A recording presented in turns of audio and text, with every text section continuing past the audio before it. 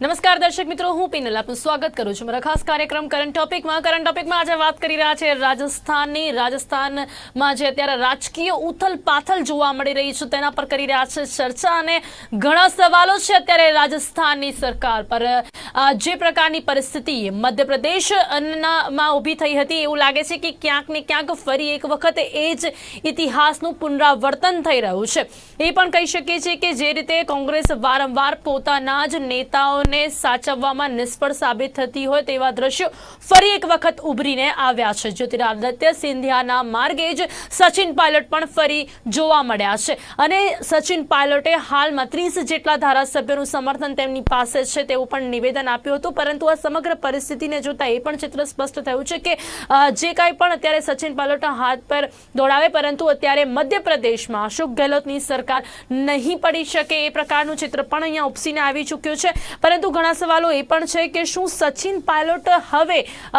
હવે ક્યાંક ભાજપના પ્લેનમાં ના પાયલટ બની શકે છે કે કેમ, અને જો આવું થાય છે તો કોંગ્રેસની જે પરિસ્થિતિ છે તે કેવા પ્રકારની જોવા મળશે। રણદીપ સુરજેવાલાએ પ્રેસ કોન્ફરન્સ કરી હતી, એની સાથે તમામ જે વિધાયકો છે તેમને આમંત્રણ આપ્યું હતું કે જે પણ પરેશાની હોય, જે પણ મુશ્કેલી હોય તે આવીને આપણે કહી શકે છે। અમે ચોક્કસપણે હલ અને ચોક્કસપણે એ પ્રશ્નનો ઉકેલ લાવવાનો પ્રયત્ન કરીશું। અને આ તમામ પરિસ્થિતિને જોતા કહી શકાય છે કે અત્યારે જે પ્રકારની પરિસ્થિતિ કોંગ્રેસમાં ઊભી થઈ છે, આ કોંગ્રેસમાં ફરી એક વખત જે આંતરિક વિખવાદ સામે આવ્યો છે, અશોક ગેહલોત અને સચિન પાયલટ વચ્ચે જે ખટરાક છે તે પણ યથાવત જોવા મળી રહ્યો છે। આંકડાઓ શું કહે છે? પરિસ્થિતિ જો આ પ્રકારની રહેશે, શું ફરી એક વખત જો આ પ્રકારની પરિસ્થિતિ ઊભી થઈ હતી કે કોંગ્રેસ ક્યાંક રાજસ્થાનમાં પણ સરકાર ગુમાવી શકે છે, તો કોંગ્રેસની પરિસ્થિતિ અત્યારે કેટલી ખરાબ કહી શકાય છે? આ તમામ મુદ્દાઓ પર ચર્ચા કરવા માટે મારી સાથે અહીંયા જોડાઈ ગયા છે વરિષ્ઠ પત્રકાર શત્રુઘ્ન શર્મા અને રાજકીય વિશ્લેષક દિલીપ ગોહિલ। આ બંનેનું સ્વાગત છે।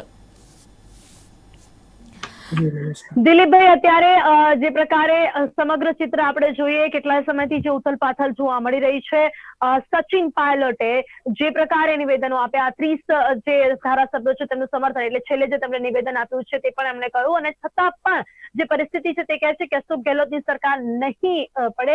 પરંતુ આ સમગ્ર ઉથલપાથલને, આ રાજકારણને, આ રાજકીય ઉથલપાથલ જે રાજસ્થાનમાં જોવા મળી રહ્યું છે તેને કઈ રીતે આપ જોઈ રહ્યા છો? કોંગ્રેસની વધુ એક નિષ્ફળતા કહી શકાય છે। અત્યારે કોરોના ચાલે છે તો એની ટર્મિનોલોજીમાં લોકોને મજા આવશે। ગઈકાલે લક્ષણ દેખાયા હતા રાજસ્થાનમાં કોંગ્રેસમાં કે અસંતોષનો ચેપ લાગ્યો છે, એટલે ટેસ્ટિંગ કરવામાં આવ્યું હતું ગઈકાલે। પછી રિઝલ્ટની રાહ જોવાતી રાત્રે 2:30 વાગે વડીલોએ દોડવું પડ્યું, કારણ કે ટેસ્ટ પોઝિટિવ આવ્યો, એટલે કે ચેપ લાગી ચુક્યો છે અસંતોષનો। હવે આ તો બહુ અજાણ્યો રોગ નથી, કોરોના તો અજાણ્યો હતો, અસંતોષનો રોગ અજાણ્યો નથી, પરંતુ આ રોગ તો વારંવાર થાય છે કોંગ્રેસમાં, વારંવાર થાય છે। પણ હવે અત્યારમાં થયેલો છે કોરોનાના સંકટમાં, એટલે હવે ક્વોરન્ટાઇન થઈ છે। હવે સરકાર, ગેહલોતની સરકારને ક્વોરન્ટાઇન કરવામાં આવી છે, એટલે અમુક મહિના રહેવું પડશે, અને પછી શું થશે, સાજા થઈ જશે ફરી પાછા કે પછી મુશ્કેલી આવી શકે છે, એને માટે રાહ જોવી પડશે। ટેસ્ટ પોઝિટિવ આવ્યો છે, સંક્રમણ લાગ્યું છે, અસંતોષનો ચેપ ફેલાઈ ગયો છે। હવે જે સમય છે એ સવાલ છે આંકડા કેવી રીતે બેસે છે અને કેટલો સમય લાગશે, કારણ કે મધ્યપ્રદેશ કરતા થોડુંક અઘરું ગણિત છે અહીંયા। તમે ભાજપ પાસે 79 છે પોતાના, અને જેટલા રાજીનામા પડે કોંગ્રેસમાંથી એ પ્રમાણે આંકડો અલગ અલગ થાય, તો આપણે 15 થી માંડીને 30 સુધીની સંખ્યા ચાલે છે, તો તમે આપણે મેક્સિમમ માની લઈએ 30, તો પણ લગભગ તમારે 85 જોઈએ બહુમતી સાબિત કરવા માટે। 79 ઉપરાંત તમારે 6 વધારે બેઠકો ક્યાંકથી લાવવી પડે, અપક્ષો લાવવા પડે, શક્ય બને, અથવા તો વસાવાના 2 બીટીપી ના છે, એક આરએલડી પણ છે, સીપીએમ તો નહીં આવે, એટલે આ પક્ષ તોડવા પડે કે અપક્ષ તોડવા પડે, એ જ્યાં સુધી ન થાય આરએલડી ના જે 3 ધારાસભ્યો ભાજપનો સાથ આપે તો એ બીજા, એ બેનીવાલ વાળા છે, એ તો ભાજપ સાથે છે। બેનીવાલના જે 3 સભ્યો છે એ છે આરએલડી, એટલે રાષ્ટ્રીય લોકદળ, અજીતસિંહ વાળી પાર્ટી છે, એનો એક સભ્ય છે ને 2 સભ્ય બીટીપી ના છે, વસાવાની પાર્ટીના, એ અત્યારે કોંગ્રેસ સાથે છે પણ ભવિષ્યમાં જઈ શકે છે, અને બાકીના અપક્ષો। એટલે હવે ટૂંકમાં વાત કહેવાની એ થાય છે, સમયનો સવાલ છે અને આંકડાનો સમય છે, આંકડા ક્યારે બેસે। એક વાત નક્કી છે, સરકાર અત્યારે બચી ગયું એવું લાગે છે। રાજસ્થાનમાંથી જે અહેવાલો આવે છે, અત્યારે જે બેઠક મળી હતી એમાં 3 થી 6 ની ગેરહાજરી દેખાય છે, અને પાયલટ પોતે આવ્યા નથી, એટલે સરકાર બચી જાય છે। પણ આજે જે બેઠકમાં હાજર છે એ આવતીકાલે કોંગ્રેસ સરકાર સાથે હશે એવું કેવું શક્ય નથી. બહુ જ મુશ્કેલ છે ચોક્કસપણે અત્યારે. હા જી થઈ શકે. જી એટલે થોડો સમય માટે ગેહલોત સરકાર બચી છે, પણ રાજસ્થાન કોંગ્રેસમાં જે ચેપ લાગ્યો છે એ આગળ જતા કેટલો વધે છે એ જોવાનું છે. એટલે કહી શકાય દિલીપભાઈ, આપણે જે રીતે વાત કરી રહ્યા હતા, કહી શકાય કે અત્યારે તો ક્યાંક આ સંક્રમણથી બચી ગયા એવું લાગે છે, પરંતુ એકવાર જેને કોરોના થાય અને પછી ફરીથી બચીને જ ચાલવું પડે એવી પરિસ્થિતિ અહીંયા જોવા મળી રહી છે એવું કહી શકાય છે રાજસ્થાનમાં कांग्रेसनी सरकार ने। હવે शत्रुघ्न जी, ये समग्र जो अभी परिस्थिति देखने मिल रही है उससे आपको क्या लगता है कि क्या सिचुएशन क्रिएट हो सकती है? जैसा कि अभी हमने बात की तो अभी तो कह सकते हैं कि कहीं ना कहीं लग रहा है कि राजस्थान में अशोक गहलोत जी की सरकार बच गई है, लेकिन ये जो परिस्थिति है कांग्रेस के लिए बहुत ही खराब कह सकते हैं। आने वाले दिनों में कहीं ना कहीं मुश्किल खड़ी होगी कांग्रेस के लिए।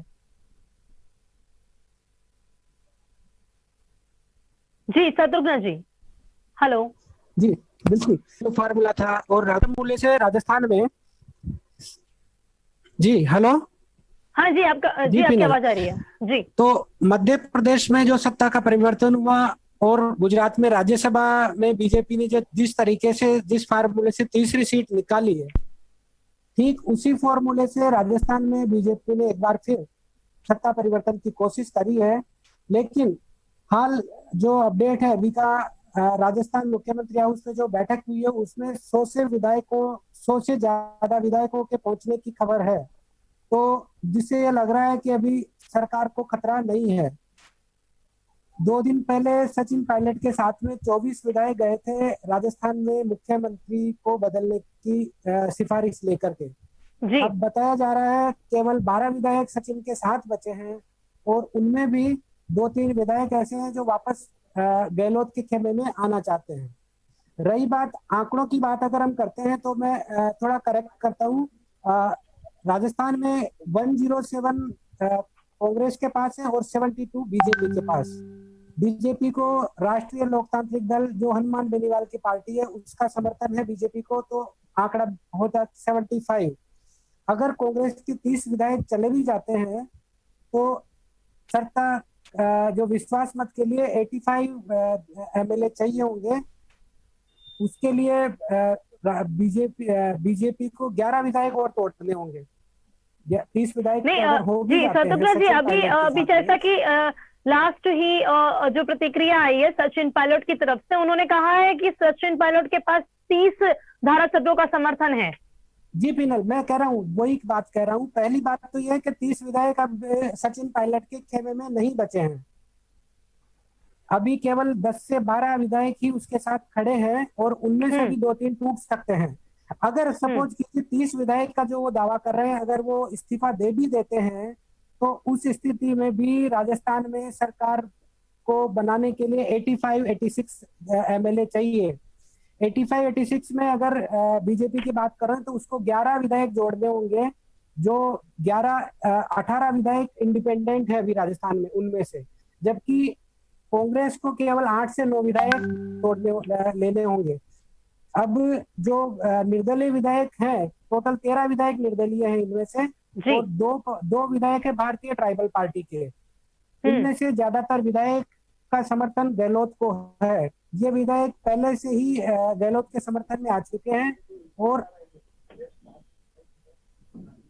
अब जो मैं बताऊं सियासी संकट जो राजस्थान में पैदा हुआ है उसके 2 बड़े कारण हैं। एक पहला कारण है चुनाव में जो खरीद फरोख्त हो रही थी विधायकों की, उस वक्त एसओजी में एक मामला, कांग्रेस के ही विधायक है सीनियर विधायक महेश जोशी, उन्होंने एसओजी में और एसीबी एंटी करप्शन ब्यूरो में एक कंप्लेंट डाली थी। उसकी इन्वेस्टिगेशन अब उसने शुरू करना, स्पेशल ऑपरेशन ग्रुप ने मुख्यमंत्री सहित बाकी जो सीनियर जो राजस्थान कांग्रेस के मंत्री और विधायक है उनको नोटिस भेजा है।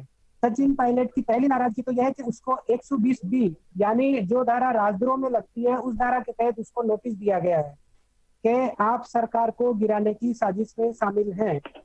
एसओजी ने से समय मांगा है, आप हमें समय दीजिए ताकि हम आपसे पूछताछ कर सके।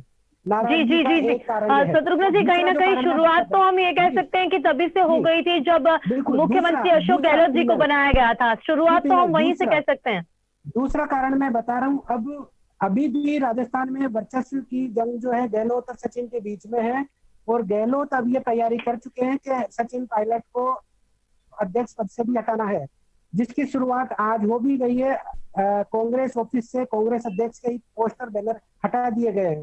कांग्रेस ऑफिस के अंदर व बाहर जितने भी पोस्टर बैनर में सचिन पायलट के फोटो थे वो सब हटा दिए गए हैं और आलाकमान की तरफ से भी ये संकेत दिए जा रहे हैं कि जल्द ही नया अध्यक्ष की घोषणा कर देंगे। इसके बावजूद रणदीप सुरजेवाला जो कांग्रेस के राष्ट्रीय प्रवक्ता है वो और महासचिव केसी वेणुगोपाल ये कह रहे हैं कि सचिन पायलट और उनके समर्थकों के पास अभी भी वक्त है, अगर वो चाहे तो वापस आ सकते हैं कांग्रेस खेमे में। जी आज ही उन्होंने पत्रकार परिषद करके ये आमंत्रण एक चीज और क्लियर कर दूं मैं, सचिन पायलट और ज्योतिरादित्य दो का पैरेलल यहाँ पे एग्जाम्पल सेट किया जा रहा है, लेकिन दोनों के बीच में सबसे बड़ा गैप ये है कि ज्योतिरादित्य सिंधिया की जो दो खास बुआ बीजेपी में पहले से है, इसलिए वो वहां पे कंफर्टेबल है, अपनी बातें मनवा सकते हैं। लेकिन सच और वो कांग्रेस से अब अपना रिश्ता पूरी तरह खराब कर चुके हैं। बीजेपी केवल एक दांव खेल रही है कि भाई अगर राजस्थान में उसकी सरकार आ जाती है तो कोई नुकसान नहीं है, अदरवाइज विपक्ष में तो वो बैठे ही हैं। જી દિલીપભાઈ આ જે સમગ્ર અહીંયા ચિત્ર અહીંયા મૂક્યું છે શત્રુઘ્નજી, એના પર આપનું શું માનવું છે? ખાસ કરીને લોકો જે પ્રકારે કહી રહ્યા છે કે સચિન પાયલટ પણ જ્યોતિરાદિત્ય સિંધિયાના માર્ગે ચાલી રહ્યા છે અને સાથે જ મધ્યપ્રદેશ વાળી ફરી એક વખત અહીંયા દોહરાઈ શકે છે એવું પણ લોકોનું માનવું છે। શું કહેશો આપ? અને સચિન પાયલટ અત્યારે જે દિશાએ ચાલી રહ્યા છે તેમાં ખાસ કરીને એમને કેટલો નુકસાન ને કેટલો ફાયદો? શું લાગે છે કે ક્યાંક હવે સચિન જે છે એ ભાજપના પ્લેનના પાયલટ બની જશે? પાયલોટમાં તો તમે કાર્ગો પ્લેન બી ઉડાડી શકો અને પેસેન્જર બી ઉપાડી શકો, એટલે હવે પેસેન્જર વિમાન તમે ઉપાડ્યું હોય તો તમારી પાછળ સભ્યો હોત તો તમને ફાયદો શું પડે, તો તમારે કાર્ગો પ્લેન ઉડાડવાનું થશે એવું લાગે છે, કારણ કે સભ્યો નથી થયા। એટલે અગત્યની વાત છે તમે કેટલા ટેકેદારો લઈને આવો। એટલે જે શત્રુઘ્ન જે વાત કરી કેસ દાખલ થયા છે અને નોટિસ આપવામાં આવ્યું છે, એમાં એવો ઉલ્લેખ થયો છે, એ જે ફરિયાદો થઈ છે એમાં કે સચિન પાયલટે ભાજપ સાથે એ પ્રકારની ચર્ચા કરી હતી કે મને તમારે સીએમ બનાવવાનો, હું સભ્યો લઈને। હવે તમે સમજો છો તમારે સીએમ બનવું હોય અને તમને સામો પક્ષ ટેકો આપે તો તમારે કોંગ્રેસના ઉભા ફાડિયા કરવા પડે, કમસે કમ તમારે 33% વધારે સભ્યો લઈને જવું પડે તો તમારે રાજીનામા ના આપવા પડે અને તો બીજેપી તમને બહારથી ટેકો આપે। એવું શક્ય નહોતું, 30ની સંખ્યાએ પણ એ શક્ય નહોતું, તમારે એનાથી પણ વધારે આગળ વધીને લગભગ 33 થી 35 સુધી જવું પડે। એટલો આંકડો 30 પણ નથી થયો, 25 થી અને 15 ની વચ્ચે। અને શત્રુઘ્નજીએ કહ્યું છે થોડું વધારે રિલાયબલ છે કે ઓછા માણસો છે એમની પાસે, એટલે પહેલા તો 30 નો દાવો એમનો કર્યો છે પણ પછી જે ધીમે ધીમે તૂટતા ગયા છે। અહીંયા એવું કહી શકાય દિલીપભાઈ કે અશોક ગેહલોત જે છે એમની જે છબી છે ક્યાંક વધારે અહીંયા એમની સાથે જેટલું સમર્થન છે ક્યાંક વધારે સારું સાબિત થયું છે। અહીંયા એ પણ કહી શકાય કે સચિન પાયલટે ક્યાંક પોતાની છબી બગાડી છે, એક યુવા નેતા, એક સારો ચહેરો અને ખૂબ કોંગ્રેસના એમનું એક માન સન્માન હતું સચિન પાયલટનું, પરંતુ જ્યારથી અશોક ગેહલોતને મુખ્યમંત્રી બનાવવામાં આવ્યા ત્યારથી જે શરૂઆત થતી ગઈ ક્યાંક હવે જે પરિસ્થિતિ છે સચિન પાયલટ માટે ક્યાંક બંને તરફથી ખરાબ થઈ શકે છે એવું કહી શકાય છે। હજુ એની સાથે ટેકેદારો નહીં આવે, વધારે સભ્યોની સાથે નહીં આવે તો એની પરિસ્થિતિ મુશ્કેલ બની શકે છે, વધારે ટેકેદાર ના હોય તો। કારણ કે મને લાગે છે પક્ષ પ્રમુખ હવે બદલાશે, અન્ય કોઈને પક્ષ પ્રમુખ બનાવાશે એટલે એટલું કદ એમનું ઘટશે, એટલે એમના માટે એટલું। બીજું તમારી સાથે ટેકેદારો જ્યારે આવે ત્યારે સરકાર બનવાનું નક્કી હોય તો મધ્યપ્રદેશમાં સરકાર બનશે એવી સ્થિતિ સ્પષ્ટ થઈ ગઈ હતી, સભ્યો થયા। અને બીજું દિગ્વિજયસિંહ અને કમલનાથને એવું હતું કે કેટલાક સભ્યો પાછા આવશે પરંતુ ના આવ્યા, કારણ કે નક્કી થઈ ગયું કે સરકાર બનશે, જેવું અત્યારે શક્ય નહોતું, સરકાર નહોતી બનતી એટલા માટે બધા સભ્યો ગયા નહીં સાથે। સરકાર ન બનતી હોય તો જવાનો મતલબ નથી, પેટા ચૂંટણી તમારે લડવી હોય, તમે રાજીનામા આપો, સરકાર બદલાય નહીં અને પેટા ચૂંટણી આવે તો તમારા માટે જીતવાનું બહુ મુશ્કેલ બની જાય। એટલે મને લાગે છે સભ્યો અત્યારે તો સાથે નથી ગયા, એટલે અત્યારે કદાચ એવું લાગે અશોક ગેહલોત જૂથને કે એમણે પોતાની સરકાર પણ બતાવી છે અને પોતાના જૂથને મજબૂત કરીને રાખ્યું છે, પણ આજે સડો પેસી ગયો છે, લાંબા ગાળે તો નુકસાન કરવાનું છે। તમે પક્ષને તો તોડ્યો જ છે, તમારો ભાવિ હતું અને કોંગ્રેસના વડીલોએ એમને જે ઇન્ડિકેશન આપ્યું હતું કે ભવિષ્યમાં તમારી પાસે તો હજી ઘણી ઉંમર બાકી છે, તમે ભવિષ્યમાં સીએમ બની શકો છો, પણ રાજકારણમાં એટલું લાંબુ કોઈ વિચારતું નથી, એટલે એટલી ધીરજ નથી રાખી, એને કારણે આ થયું છે। એટલે એક સ્પષ્ટ છે કે સરકાર ભલે થોડો સમય માટે બચી જાય, પાયલોટ જૂથે અત્યારે પાછા હટ કરવી પડી છે। जी जी, शत्रुघ्न जी, आपको क्या लगता है? अभी तो ये चित्र स्पष्ट हो रहा है कि मध्य प्रदेश में अशोक गहलोत की सरकार बच गई है, लेकिन जो उथल पाथल देखने मिली है, जैसा कि हमने देखा है, सचिन पायलट की जो सतत जो बात चल रही है बीजेपी में जुड़ने की, और उसके अलावा काफी जो धारासभ्य उनका समर्थन भी देखने मिला। अभी सरकार बच गई है, लेकिन हम कह सकते हैं कि आगे हम ये नहीं कह सकते हैं कि कांग्रेस राजस्थान में सरकार बनाए रख पाएगी, और ये कितनी बड़ी एक कह सकते हैं कि बहुत ही यहाँ पे सफलता नहीं है कांग्रेस की। अगर कांग्रेस अगर राजस्थान जो राज्य है वो भी अगर गंवा देती है, तो ये बहुत ही मुश्किल वाली परिस्थिति होगी राजस्थान के कांग्रेस के लिए।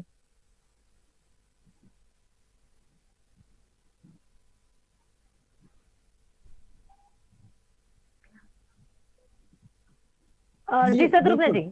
बिल्कुल पिनल, आप जी बिल्कुल आपने ये सही कहा कि राजस्थान कांग्रेस को और राजस्थान सरकार को अब ये जो सड़ा लगना था वो लग चुका है। मतलब सड़न शुरू हो गई है, एक जो संक्रमण लगना था वो लग गया है। लेकिन इसमें मैं एक चीज और जोड़ना चाहूंगा कि राजस्थान में भारतीय जनता पार्टी में वसुंधरा राजे जो गुट है या वो जो चेहरा है, उसको कोई भी कांग्रेस हो या बीजेपी उसको इग्नोर नहीं कर सकते। अभी तक का जो पूरा पिक्चर है नई सरकार के गठन का हो या गहलोत सरकार को तोड़ने का हो, उसमें अभी तक वसुंधरा राजे कहीं से भी कोई एक्टिंग नजर नहीं आ रही है। और राजस्थान में पिछले 25 साल का आप राजनीतिक इतिहास उठाकर देखेंगे तो केवल 2 ही नेता नजर आएंगे। अशोक गहलोत तीसरी बार मुख्यमंत्री बने हैं और वसुंधरा राजे 2 बार मुख्यमंत्री बन चुकी है। मतलब पिछले 25 साल से राजस्थान में सिर्फ ये 2 ही नेता राज कर रहे हैं और किसी तीसरे नेता को इन्होंने खड़ा नहीं होने दिया, नहीं उठने दिया है। अब मैं बात करता हूँ सचिन पायलट की। सचिन पायलट का सबसे बड़ा जो सपोर्ट पॉइंट आप मान सकते हैं वो थे उनके पिता राजेश पायलट, जो अब दिवंगत हो चुके हैं। राजेश पायलट कांग्रेस के सबसे बड़े कमिटेड नेताओं में से थे और माधवराव सिंधिया के करीबी, राजीव गांधी के करीबी में से एक थे। जी जी जी। लेकिन सचिन पायलट आज जो भी है राजस्थान में कांग्रेस की वजह से है। और मैं यहाँ आपके चैनल पे एक चीज ये भी साफ कर दूं कि सचिन पायलट मूल रूप से राजस्थान के नहीं है। उनका बाई बॉर्न उत्तर प्रदेश है और वो राजस्थान में सीएम बनने की जिद पहले भी गलत कर रहे थे और अब भी गलत कर रहे हैं, क्योंकि बीजेपी भी कभी भी लेकिन शत्रुघ्न जी, उन राजस्थान में उनका मान सम्मान, क्योंकि वो एक युवा चेहरे हैं, तो ये एक प्लस पॉइंट है उनके पास। जी जी पिनल, प्लस पॉइंट मैं बिल्कुल वही बात कर रहा हूँ। आपकी बात को आगे बढ़ाते हुए कह रहा हूँ कि राजस्थान में सचिन पायलट के पास जो भी है वो कांग्रेस की वजह से है। अगर आज वो कांग्रेस से निकाल दिए जाएंगे तो उनके साथ 10 विधायक भी नहीं खड़े होंगे। बीजेपी में दिलीप भाई, आप भी आवाज साथे सहमत छो? सचिन पायलट एक युवा चेहरा आपने लागे છે एक राजनीतिक है उनका। હા, એટલે પણ મૂળ વાત એ છે કે પક્ષ તમારું પોતાનું વજૂદ કેટલું છે અને તમે પક્ષને કારણે કેટલા મોટા થયા છો। હવે વંશવાદ તો છે, એના પિતાને કારણે એમને નાની ઉંમરે તક મળી છે, એટલે અત્યારે જયારે સમાધાન થયું ત્યારે એ જ વાત હતી કે તમારી નાની ઉંમર છે, તમને ડેપ્યુટી સીએમ બનાવીએ છીએ, ઘણું છે, તમે રાહ જુઓ, ભવિષ્યમાં તમને આ તક મળશે, એટલે એ વાતની હતી। પણ હવે મેં પ્રમાણે મહત્વાકાંક્ષા હોય છે રાજકારણમાં, અને રાજસ્થાનમાં દર 5 વર્ષે સરકાર બદલાઈ જાય છે, એટલે એમણે આ 3 વર્ષ ઉપરાંત 5 વર્ષ બીજા એટલે 8 વર્ષ રાહ જોવાની હોય, રાહ જોવાની એમની તૈયારી ન હોય, એટલે એમણે કેલ્ક્યુલેટેડ રિસ્ક લીધું હતું। એમને કદાચ એ હતું કે ભાજપ જે રીતે એક પછી એક સરકારને તોડી રહી હતી એને કારણે પોતાને સીએમ બનાવશે અને એક વધારે સરકાર તોડવા માટે બીજેપી તૈયાર થઈ જશે એવું કેલ્ક્યુલેશન એને કર્યું। એ કેલ્ક્યુલેશનનો બહુ સિફતપૂર્વક ગેહલોતે ફાયદો ઉઠાવ્યો, આખું ચિત્ર એવું ઊભું કર્યું અને જે ભૂલ કમલનાથે કરી એ ભૂલ એમણે ન કરી અને સામેથી વાર કર્યો, આખો પોલીસ કેસ કર્યો। મને લાગે છે ભારતમાં પહેલી વાર એવું બન્યું હશે કે પક્ષ પલટાના આવા મામલામાં પોલીસ ફરિયાદ દાખલ થઈ હોય। એને કારણે જે અનિશ્ચિતતા ઉભી થઈ, એને કારણે જે વાડ ઉપર બેઠા હતા, જે અનિશ્ચિત હતો ટેકો આપનારા 7-8-10 ધારાસભ્યો ખસી ગયા, કારણ કે જો નક્કી ન હોય સરકાર આપવાનું તો ટેકો આપવાનો મતલબ નથી। એટલે અત્યારે તો વાડ પટી ગઈ છે। હવે પાયલટે 2 કરવું પડે, કાં તો પક્ષમાં રહીને એનું કદ ઘટશે અને છતાં પક્ષમાં રહીને ભવિષ્યમાં તોડફોડ માટેની કોશિશ કરવી પડે, અથવા હવે એમણે અસંતુષ્ટ પ્રવૃત્તિ ચાલુ રાખવી પડે અને એની સાથે એ પોતે અને બીજા કે 5 કે 7 જણા હોય એમને પક્ષ પછી એમની સામે કોઈ કાર્યવાહી કરે અને શહીદ થઈને બહાર પડે અને વગેરે આગળ શું થાય છે જોવું પડે. અત્યારે તો બંને તરફથી એમની પરિસ્થિતિ ખરાબ જોવા મળી રહી છે દિલીપભાઈ. એમને કદાચ આજે સ્ટેપ લીધું છે, થોડું લાંબુ વિચારીને નથી લીધું એવું लागी રહ્યું છે. शत्रुघ्न जी, लेकिन इसी के साथ अगर हम दूसरी बात करें कि सचिन पायलट जैसे नेता अगर कांग्रेस का साथ छोड़ते हैं तो कांग्रेस, वैसे भी कांग्रेस की परिस्थिति हम देख रहे हैं कि क्या है, और वहां राजस्थान में भी और ये एक हम देख रहे हैं कि एक अच्छे नेता उनसे नाराज देखने मिल रहे हैं, और हमेशा से कांग्रेस अपने ही नेता को सपोर्ट करने में या उनके जो प्रश्न है उनका सोल्यूशन लाने में कहीं ना कहीं पीछे हट रहती है, कहीं ना कहीं निष्फल साबित होती है. तो यहाँ पर फिर से वही चित्र देखने मिल रहा है और सचिन पायलट जैसे नेता फिर से नाराज देखने मिल रहे हैं. तो यहाँ एक तरह से तो कांग्रेस के लिए भी नुकसान है. जी पिनल, आप सही कह रहे हैं. नेशनल लेवल पे कांग्रेस एक के बाद एक राज्य खो रही है, टूट रही है, वो बात सही है. लेकिन राजस्थान में कांग्रेस और बीजेपी के जो विधायक है उनके बीच का गैप है 30 का विधायक. सबसे बड़ी चीज ये. और दूसरा, राजस्थान का पॉलिटिकल कल्चर यही रहा है, हर 5 साल में सरकार बदलनी है. हाँ जी. ये 3 साल पूरा करते ही राजस्थान में बीजेपी की सत्ता आनी है, ये पहले से तय है. आज भी आप लिख के रख सकते हैं. और वसुंधरा राजे सिर्फ यही चाहती है कि फिर से वो सीएम बने. सबसे बड़ी जो कांग्रेस में अंतर्द्वंद दिख रहा है, वही अंतर्द्वंद बीजेपी के अंदर भी चल रहा है. वहां पे वसुंधरा राजे को मोदी और अमित शाह का समर्थक नहीं माना जाता है, इसीलिए वहां अध्यक्ष पद पे सतीश पूनिया को बिठाया गया है. नेता प्रतिपक्ष के रूप में गुलाब चंद कटारिया हैं. आपको ध्यान होगा पिछली बार जब दूसरी बार हमें ये मुख्यमंत्री बने थे अशोक गहलोत, तब 6 महीने तक नेता विपक्ष नहीं बन पाया था भाजपा का, क्योंकि वसुंधरा राजे ने किसी को बनने ही नहीं दिया. और आज की तारीख में भी मेरा जो भी राजस्थान से फीडबैक है, मेरा जो भी वहाँ पे जो विचारक और पत्रकार है उनसे बात हो रही है, उनसे यही फीडबैक आ रहा है कि सचिन पायलट ने प्री मेच्योर डिसीजन किया है और पॉलिटिकल सुसाइड का ये अटेम्प्ट है उनका. જી જી દિલીપભાઈ, અંતમાં આપનું શું માનવું છે? પોલિટિકલ સ્યુસાઇડ જે શબ્દ પ્રયોગ કરવામાં આવી રહ્યો છે સચિન પાયલટ માટે, એની સાથે ઓવરઓલ પરિસ્થિતિ જોતા, કારણ કે રાજસ્થાનમાં બહુમતી માટે 101 નું સંખ્યાબળ જરૂરી, અને જે ચિત્ર સ્પષ્ટ થઈ રહ્યું છે, સચિન પાયલટ પાસે જે પણ ધારાસભ્યો હતા એક પછી એક તૂટી રહ્યા છે, અને હવે અશોક ગેહલોતની સરકાર બચી જશે, અહીંયા અંતમાં એ જ સાબિત થઈ રહ્યું છે. શું કહેશો? ગાંડુ સાહસ પણ કરવું પડે રાજકારણમાં, તમારે કેલ્ક્યુલેટેડ રિસ્ક લેવું પડે. તમારે કુદાવી હોય તો જોરથી લાગાવો પડે. કદાચ તમે કૂદી પણ જાઓ અને ન કૂદી શકો અને થોડું બાકી રહી જાવ તો તમે નીચે પડશો, પછડાશો, હાથ પગ ભાંગશે, ફરીથી તમે સારવાર સાજા થઈ અને મેદાનમાં આવી શકો છો. એટલે રાજકારણમાં ઘણીવાર તમારે કેલ્ક્યુલેટેડ રિસ્ક લેવું પડે. અત્યારે ગાંડુ કૂદકો માર્યો છે, કદાચ ગળથોલિયું ખાઈ જશે. પણ દિલીપભાઈ, અહીંયા બધાની પરિસ્થિતિ જે હોય ને, ક્યાંક ને ક્યાંક બધાના જે નસીબ હોય એ શંકરસિંહ બાપુ જેવા નથી હોતા, એવું પણ માનવું પડશે આપણે. નસીબ તમારા હોય, તમારે પ્રયત્નો કરવા પડે. નસીબ તો તમને કહે છે કૂદકો, તમે કૂદકો મારો, પણ તમે કૂદકો ના મારો તો તમારું નસીબ ક્યાં કામ કરે? પણ પુરુષાર્થ એટલો જરૂરી, એટલે પુરુષાર્થ તો કરવો પડે, જોખમ લેવું પડે. એટલે અત્યારે એને જોખમ લીધું છે, આજે નહીં તો ભવિષ્ય હવે કહેશે. જી જી જી જી ચોક્કસથી. એ તો ભવિષ્યમાં જ ખબર પડશે કે કોને કેટલું નુકસાન અને કોને કેટલો ફાયદો થશે. અત્યારે સમય અહીંયા સમાપ્ત થયો છે. શત્રુઘ્ન શર્માજી, દિલીપ ગોયલજી, આપ બંને મારી સાથે ચર્ચામાં જોડાયા તે બદલ આપનો ખૂબ ખૂબ ધન્યવાદ. Thank you so much. તો દર્શક મિત્રો, આપણે જે પ્રકારની પરિસ્થિતિ જોવા મળી, કોંગ્રેસ માટે વધુ એક રાજ્ય ગુમાવી શકે એ પ્રકારની પરિસ્થિતિ ઊભી થઈ, પરંતુ છતાં પણ હવે બચી ગઈ છે સરકાર. અશોક ગેહલોતની સરકાર લગભગ બચી ગઈ છે તેવું ચિત્ર સ્પષ્ટ થઈ ચૂક્યું છે, પરંતુ સચિન પાયલટ માટે આ હવે મુશ્કેલીભરી પરિસ્થિતિ અહીંયા ઊભી થઈ ચૂકી છે. જે એટલા પણ ધારાસભ્યોનું સમર્થન તેઓ જણાવી રહ્યા હતા, હવે એ ધારાસભ્યો પણ તૂટતા જોવા મળ્યા છે. એટલે ક્યાંક તેમનું પ્લાન લેન્ડ નથી થઈ શક્યું, તેમનું પ્લેન ક્રેશ થઈ ચૂક્યું છે. પરંતુ શું હવે ભાજપના પ્લેનના પાયલટ બનશે સચિન? એ તો હજી પણ એક સવાલ છે, કારણ કે જે પ્રકારે વાત ચાલી રહી છે કે મધ્યપ્રદેશ વાળી ફરી એક વખત થઈ શકે છે, પરંતુ મધ્યપ્રદેશમાં સરકાર બની રહી હતી. હવે અહીંયા આ પ્રકારની પરિસ્થિતિ નથી, એટલા માટે સચિન પાયલટ માટે હવે આ એક કપરો સમય છે. અત્યારે સમય અહીંયા સમાપ્ત થાય છે. ફરીથી મળીશું એક નવા વિષય સાથે. ત્યાં સુધી રજા આપશો. નમસ્કાર.